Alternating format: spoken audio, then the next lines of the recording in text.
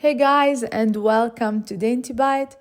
Today we're making broccoli salad, and I can honestly tell you I can have this salad every single day. It is so light, crunchy, and refreshing, and the dressing couldn't be easier or healthier. We're gonna start with 450 grams of broccoli florets.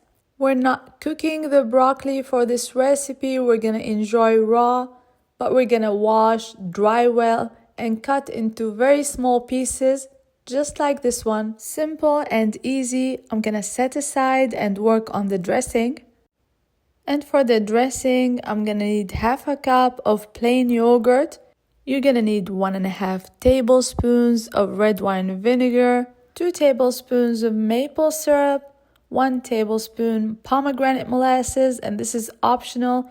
Add salt and pepper. You'll find all the ingredients in the description box below the video, so check it out. Last but not least, you're gonna add olive oil, 1 tablespoon. Close the bottle and shake, shake, shake. This dressing will complement this salad perfectly. Set aside, I'm gonna add a couple of things to the broccoli salad.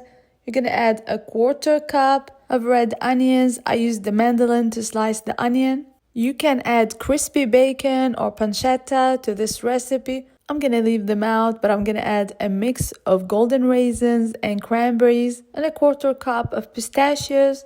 Now it's time to add the dressing. I'm gonna add most of the dressing and mix the whole thing with your hand. Massage the ingredients very well. And this is a great salad right away, but it benefits from refrigeration. So I'm gonna mix, keep in the fridge for 2 hours, and then serve. I like to top the salad with some feta cheese or goat cheese. I really love goat cheese, and this is what I added on top. I hope you give this recipe a try, and until next time, bon appétit!